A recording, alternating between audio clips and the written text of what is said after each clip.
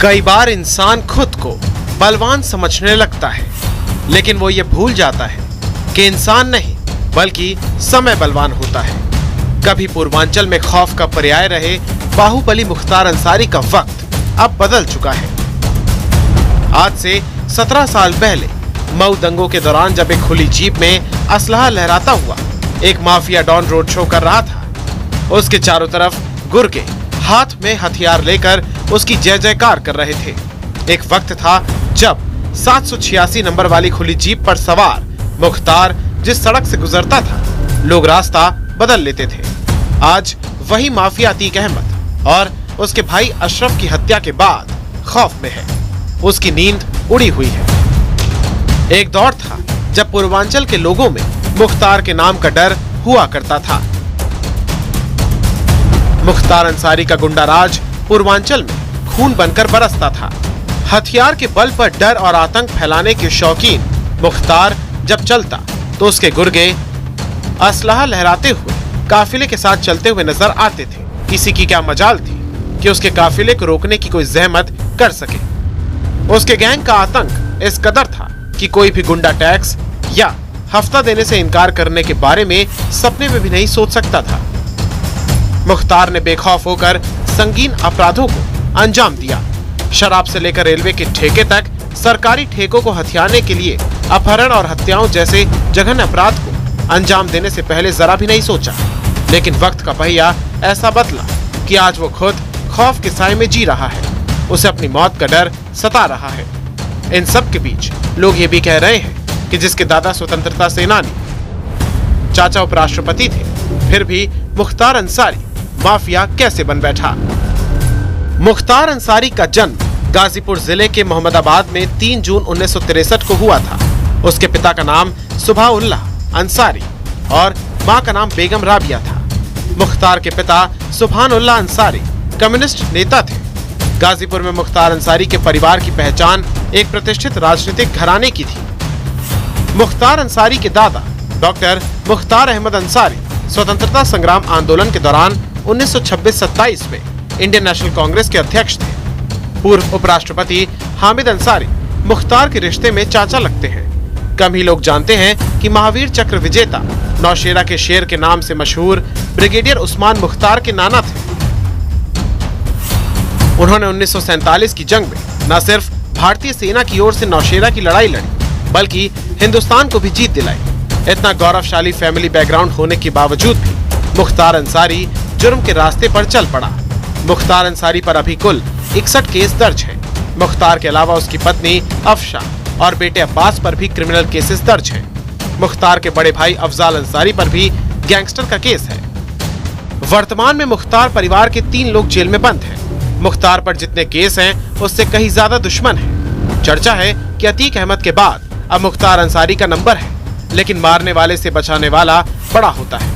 ये बयान है बाहुबली नेता मुख्तार अंसारी के बड़े भाई और सांसद अफजाल अंसारी का।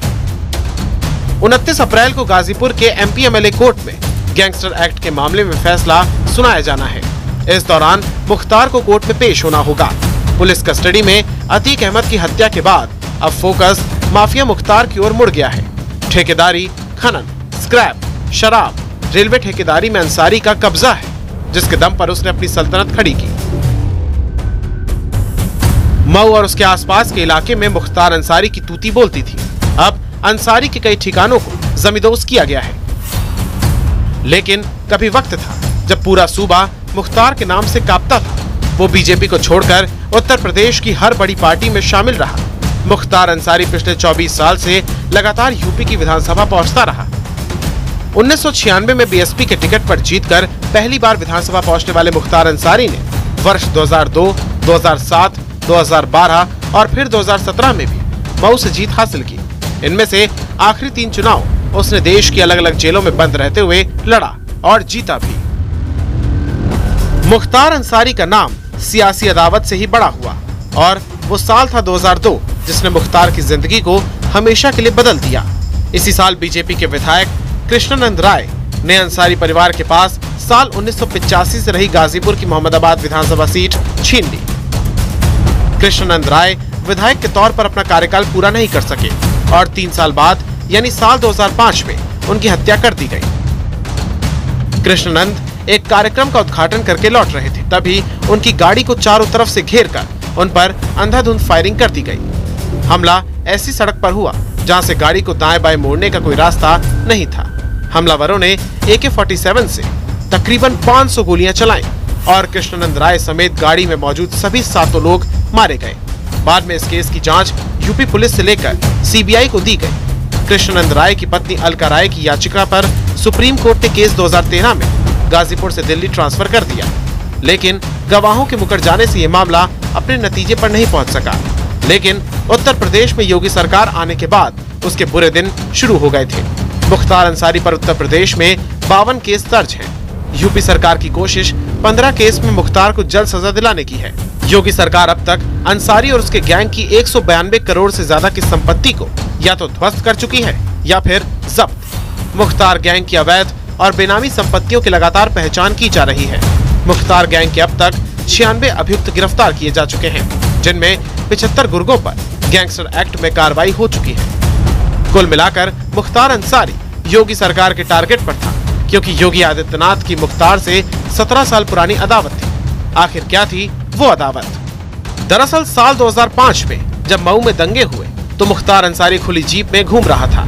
आरोप है कि धर्म विशेष के लोगों के खिलाफ जमकर अत्याचार किया गया था। कहा गया कि दंगा भड़काने का काम मुख्तार अंसारी ने ही किया। इन दंगों के बाद साल 2006 में यूपी के वर्तमान CM और तत्कालीन सांसद योगी आदित्यनाथ ने मुख्तार अंसारी को खुली चुनौती दी कि मऊ आकर पीड़ितों को इंसाफ दिलाएंगे, लेकिन उन्हें मऊ में दोहरी घाट में रोक दिया गया था। इसके 3 साल बाद 2008 में योगी आजमगढ़ जा रहे थे, तब उनके काफिले पर हमला कर दिया गया। उनकी गाड़ी में तोड़फोड़ हुई थी। उपद्रवियों ने आगजनी की भी कोशिश की थी। उस समय योगी आदित्यनाथ बाल बाल बचे थे। हमले से बचने के बाद योगी ने खुले शब्दों में मुख्तार अंसारी को चेतावनी दी थी। इसके बाद जब से योगी सूबे के CM बने हैं, तभी से उन्होंने यूपी में अपराधियों के खिलाफ मोर्चा खोल रखा है।